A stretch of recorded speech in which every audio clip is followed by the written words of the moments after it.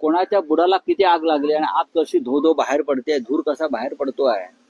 फक्त माननीय उद्धवजी ठाकरे आणि राजजी ठाकरे यांनी फक्त संकेत दिले तर एवढी आग लागते, नंतर तर स्वतःला जाळूनच घेतले लोक. संजय राऊत असं म्हणाले, राज आणि उद्धव यांनी एकत्र येऊन महाराष्ट्र हाती घ्यावा ही लोकभावना आहे. जेव्हा दोन नेते अशी भूमिका मांडतात तेव्हा काही लोकांना त्रास होतो, काही लोकांना शेतात जावे लागते, तर काही जणांना संघाच्या शाखेत जाऊन बसावं. राज साहेबांनी महाराष्ट्राच्या हितासाठी एकत्र येण्याची जी हाक दिलेली ती बातमी एवढी मोठी झाली, परंतु त्याला प्रतिसाद उबाठाने दिलेला नाही. उबाठाला आपल्याकडे असलेलं कार्यक्षेत्र सोडायची त्यांची इच्छा नाही किंवा त्यांना काही देण्याची सुद्धा इच्छा नाही. संजय राऊतने जे आज सोशल मीडियाच्या माध्यमातून काढून टाकलं ते जर तुम्ही पाहिलं तर तुम्हाला आताही हसू येईल, पोट धरून तुम्ही हसाल. निश्चित पहा, 2.5-3 वर्षापूर्वी त्याच्या बुडाला जी आम्ही आग लावली होती त्याचा जाळ आताही निघतोय. आणि तो संजय राऊत उलटा पुलटा, आता तो त्याचाच आहे का त्याने त्याच्या नेत्याचा टाकलाय फोटो माहित नाही, परंतु त्यांनी त्या पद्धतीने दाखवलं की आमची आग आणखी संपलेली नाही. आता हे नवीन युतीचं त्रांगडं आम्हाला नको असं कदाचित त्याचा संदेश देण्याचा प्रयत्न असावा. मी पहिल्यांदाही सांगितलं की काही झालं तर राज साहेबांनी किती जरी सांगितलं की आपण एकत्र आलं पाहिजे, परंतु उबाठा एकत्र येणार नाही म्हणजे नाहीच. मी हे ठामपणे यासाठी सांगतोय की आम्ही 40 वर्ष त्यांच्या सोबतीत काढलेली, त्यांच्या स्वभावाची जाण आहे आम्हाला. कुणाला सोडायचं आणि कुणाला धरावं ही दुधा मनस्थितीमध्ये ते आजही आहेत. आणि आता जर सोडलं मग शिंदेच्या भूमिकेला आमचा पाठिंबा दिल्यासारखं होईल, त्याचं मत आपण ग्राह्य दिल्यासारखं होईल. म्हणून पिछे हटही नको आणि युतीही नको या भूमिकेत ते आहेत. 2 दिवसाच्या त्या बातम्या होत्या, आता त्याच्यावर पूर्णविराम पडेल आणि यापुढे त्या युतीच्या चर्चा होणार सुद्धा नाही. राज ठाकरेंनी एक मत व्यक्त केलं आहे, त्यांच्या मनात काही विचार पक्के असल्याशिवाय असे मत व्यक्त करत नसतात. राज ठाकरेंचा संदेश म्हणजे तुमच्या जे काही शिंदे गट आहेत त्यांच्या अनुयायांना कळत नसेल.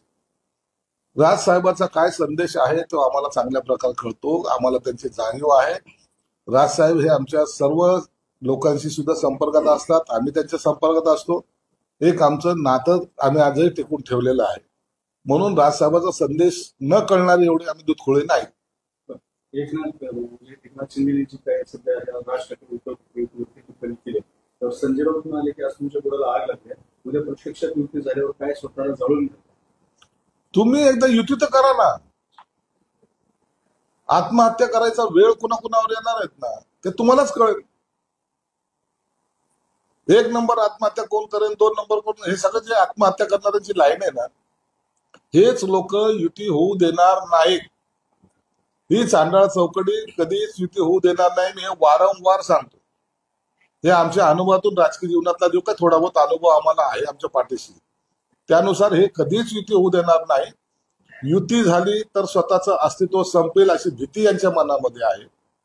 आणि या भीतीपोटीच नेतृत्व करायचे गुण ज्याच्यामध्ये नसतात त्याला भीती वाटत असते आणि त्या भीतीपोटीच हे युती होऊ देणार नाही. एक लक्षात घ्या की राजसाहेबांनी पक्ष स्वतःचा निर्माण करून गेली 19-20 वर्षे त्यांचा पक्ष सांभाळलाय, चालवलाय, हे मान्य करावं लागेल. कुणाचाही सपोर्ट नसताना एवढं वर्ष पक्ष सांभाळणं आणि चालवणं याला हिंमत लागते. वारसाच्या नावाखाली पक्ष चालवल्यानंतर काय गत होते हे तुम्ही पाहताय. तुम्ही युती होत नाही असं ठामपणे सांगता. 100% युती. पण संजय राऊत असं म्हणतात की आम्ही काँग्रेस राष्ट्रवादी प्रचंड टीका केली, परंतु एकत्र यायच्या ठरावाला आम्ही भूतकाळात डोकावलो नाही. राज्याच्या हितासाठी आम्ही मागे डोकावत नाही. सत्तेसाठी लाचार साहेब, सत्ता पाहिजे यांना. बाळासाहेबांच्या भाषेमध्ये जर उत्तर दिलं ना तर यांना कळेल. यांना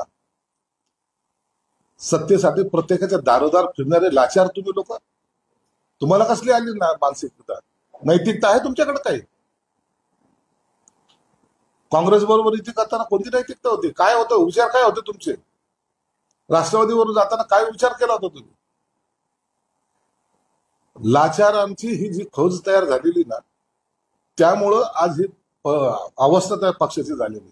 म्हणून त्यांच्याकडे निष्ठा, नैतिकता महाराष्ट्रासाठी. कसला महाराष्ट्रासाठी? स्वतःसाठी काय करतात ते बघा ना तुम्ही. महाराष्ट्राचं काय घेऊन बसलाय? महाराष्ट्र का तुमच्यामुळे थांबलाय का तुमच्यामुळे थांबणार आहे?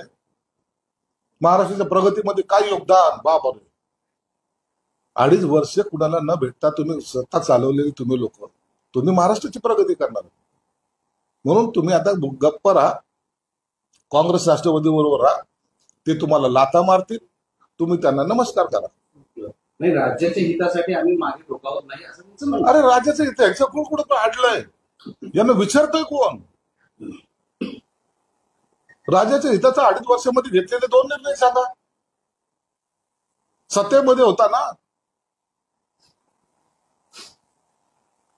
माझे कुटुंब माझी जबाबदारी तुम्ही केले काय?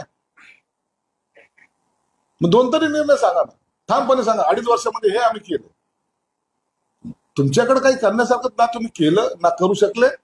आता तुम्हाला पश्चाताप होतोय की तो काँग्रेस राष्ट्रवादीवर जाण्याचा.